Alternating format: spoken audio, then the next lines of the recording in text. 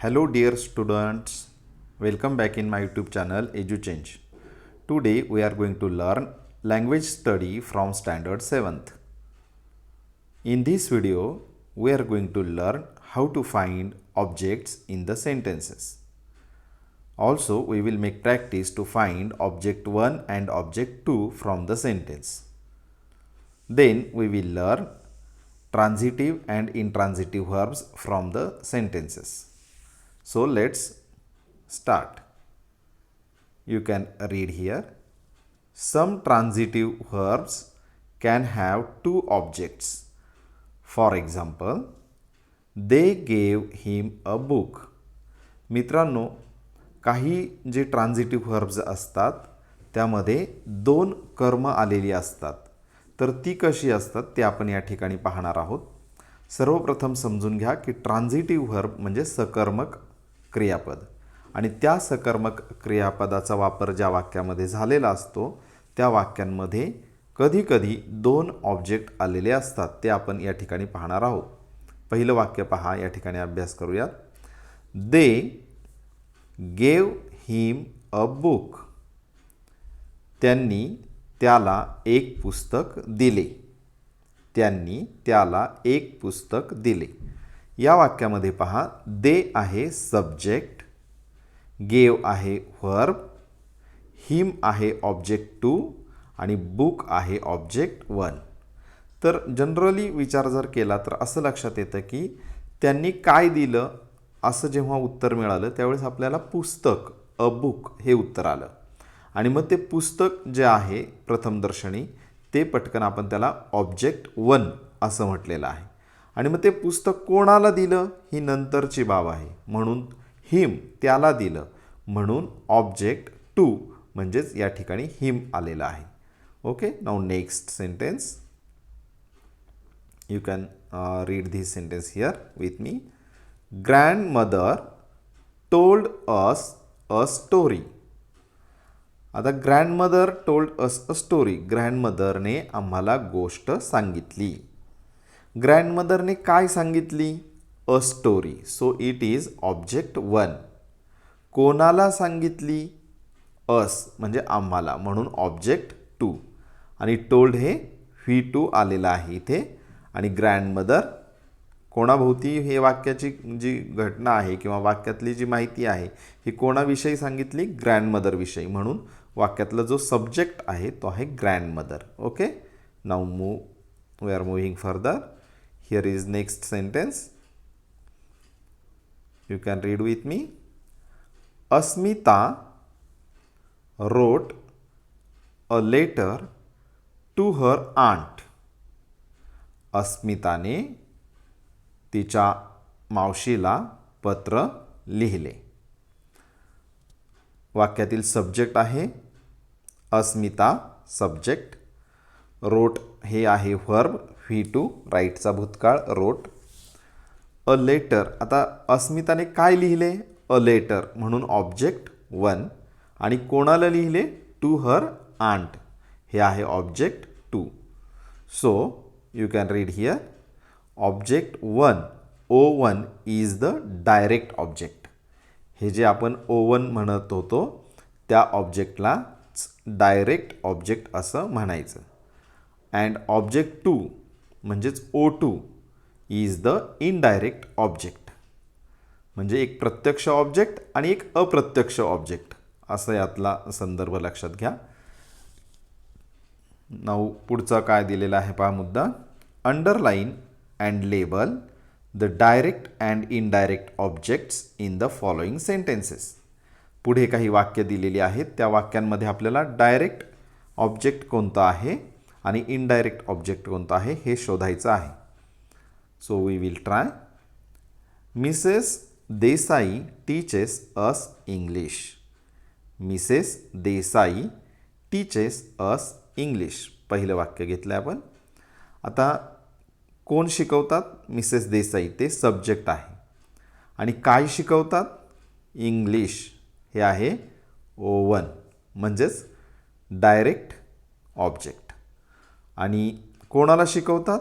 अस म्हणजे हे आहे O2 it is indirect object. Okay. Now next, ही सेकंड सेंटेन्स पहा, he brought some water for the old man. He brought some water for the old man. कोणी आणलं पाणी, कोणी आणलं, तर ते ही म्हणजे ही झालं subject. Okay. He brought some water, काय आणलं, ओवन, वॉटर, हे झालं डायरेक्ट ऑब्जेक्ट. आणि कोणासाठी आणलं, फॉर द ओल्ड मॅन, तर हे द ओल्ड मॅन हे झालं ऑब्जेक्ट 2 म्हणजेच indirect object. Okay. Now next, she paid 50 rupees to the shopkeeper. She paid 50 rupees to the shopkeeper. कोणी दिले पैसे, शी म्हणजेच वाक्यातला सब्जेक्ट आहे शी, पेड आहे व्हर्ब, आणि 50 रुपीज, तिने किती पैसे दिले, 50 रुपीज, हे झालं ओवन. 50 रुपीज ऑब्जेक्ट 1 किंवा डायरेक्ट ऑब्जेक्ट. आणि कोणाला दिले, to the shopkeeper, the shopkeeper हे झालं indirect object. Now next, fourth sentence, Arpita mailed her photographs to her sister. परत वाचतो, Arpita mailed her photographs to her sister. आता अर्पिताने पोस्टाने तिचे फोटोग्राफ्स पाठवले. कोणाला पाठवले, तिच्या बहिणीला पाठवले. काय पाठवले, तिचे फोटोग्राफ्स. हे पहिल्यांदा आलं, ते आहे डायरेक्ट ऑब्जेक्ट. अर्पिताने पोस्टाने तिचे फोटोग्राफ्स पाठवले. काय पाठवले, हर फोटोग्राफ्स. आणि कोणाला पाठवले, टू हर सिस्टर म्हणजे हर सिस्टर, हे आलं ऑब्जेक्ट 2 म्हणजेच indirect object. Okay. Now sentence number 5, Abhay sold his car to his neighbour. अभयने त्याची कार त्याच्या शेजाऱ्याला विकली. सोल्ड हे व्हर्ब आहे भूतकाळ, V2. त्यानंतर अभयने विकली ना, अभय हा सब्जेक्ट आहे आणि हिज कार हे ऑब्जेक्ट आहे, डायरेक्ट ऑब्जेक्ट. हिज कार कोणाला विकली, टू हिज नेबर म्हणजे his neighbour is indirect object. Okay. So now next here read the following sentences. इथे काही वाक्य दिलेले आहेत, ते आपण रीड आउट करूया. Birds fly, we fly kites. The saucer broke. Neha broke the saucer. The water boiled. She boiled the water. आता या वाक्यांमध्ये काय गंमत आहे पहा. From these sentences we learn that the same verb can be intransitive in some sentences but transitive in some other sentences. मित्रांनो, एकच क्रियापद काही वाक्यांमध्ये अकर्मक असतं तर काही वाक्यांमध्ये ते सकर्मक असतं. जसं की आता ही वाक्य पहा, बर्ड्स फ्लाय, पक्षी उडतात. या ठिकाणी कर्म आलेलं नाही, सो फ्लाय हे इनट्रान्झिटिव्ह व्हर्ब आहे येथे. परंतु पुढच्या वाक्यामध्ये जर विचार केला तर वी फ्लाय काइट्स, आम्ही पतंग उडवतो. आम्ही उडवतो म्हणजे आम्ही झालो सब्जेक्ट, आणि काय उडवतो तर इथे काइट्स उडवतो म्हणजे ऑब्जेक्ट काय आलं, काइट्स, आणि क्रियापद मात्र तेच आहे फ्लाय. म्हणून पहिल्या वाक्यामध्ये इनट्रान्झिटिव्ह असलेलं फ्लाय हे व्हर्ब दुसऱ्या वाक्यामध्ये वी फ्लाय काइट्समध्ये ट्रान्झिटिव्ह झालं, तिथे कर्म आलं. आलं लक्षात. म्हणजे एकच क्रियापद कधी काही वाक्यांमध्ये इनट्रान्झिटिव्ह असतं तर काही वाक्यांमध्ये ट्रान्झिटिव्ह असतं. पुढचे वाक्य पाहू. द सॉसर ब्रोक, बशी फुटली. पुढचं वाक्य दिलंय, नेहा ब्रोक द सॉसर, नेहाने बशी फोडली. क्रियापद व्हर्ब ओळखलं तुम्ही, ब्रोक, खाली पण ब्रोक. आता पहिल्या वाक्यामध्ये जे आहे ब्रोक, त्यामध्ये कर्म आलेलं नाही. द सॉसर ब्रोक, सब्जेक्ट आहे सॉसर, तिथे कर्म आलेलं नाही, बशी फुटली. नेहा ब्रोक द सॉसर, इथे मात्र कर्ता आहे नेहा आणि कर्म आहे द सॉसर, म्हणजे इथे ऑब्जेक्ट आलेलं आहे. पुढची वाक्य पहा. The water boiled. The water boiled. पाणी उकळले. आणि पुढे वाक्य काय झालं आहे? शी बॉइल्ड द वॉटर. तिने पाणी उकळले. पहिल्या वाक्यामध्ये सब्जेक्ट आहे द वॉटर. दुसऱ्या वाक्यामध्ये मात्र शी बॉइल्ड द वॉटर. तिने पाणी उकळले. ती हे आहे सब्जेक्ट, बॉइल्ड हे आहे व्हर्ब आणि द वॉटर हे आहे ऑब्जेक्ट. आता या ठिकाणी दोन्ही वाक्यांमध्ये विचार केला तर पहिल्या वाक्यामध्ये कर्म आलेलं नाही. So boiled is in first sentence, it is intransitive. तिथे अकर्मक आहे. परंतु दुसऱ्या वाक्यामध्ये मात्र बॉइल्ड हेच क्रियापद कर्मासह आले म्हणून तिथे ते आहे transitive verb. Okay. So now next. From these sentences we learn that the same verb can be intransitive in some sentences but transitive in some other sentences. So now next, find the transitive and intransitive verbs in the following sentences. एक एक करून आपण समजून घेऊया. ट्रान्झिटिव्ह आहे का इंट्रान्झिटिव्ह verb आहे ते आपल्याला ओळखायचं आहे. I woke up late. I woke up late. या ठिकाणी सब्जेक्ट आलाय आय, परंतु कर्माचा भाग तिथे आलेला नाही. So it is intransitive verb. A rose smells sweet. गुलाबाचा गोड वास येतो. मग आता इथे गुलाब हे सब्जेक्ट आहे, परंतु इथे कर्म आलेलं नाही. So it is also smells. It is also intransitive verb. It rained heavily. जोराचा पाऊस झाला. इथे सुद्धा ऑब्जेक्ट आलेलं नाही म्हणून इथे हे सुद्धा इट रेन्ड. इट हे सब्जेक्ट आहे आणि इट रेन्ड. रेन्ड हे व्हर्ब आहे. तर हे कसं आहे? इथे कर्म न आल्यामुळं इंट्रान्झिटिव्ह आहे. I feel the bucket. I feel the bucket. Me bucket भरली. कोणी भरली? I. So I is the subject. Feel the bucket. काय भरली? Bucket. The bucket. The bucket is object, it is an object.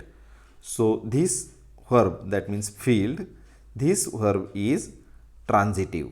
सकर्मक आहे ते. Baby jumped up and down.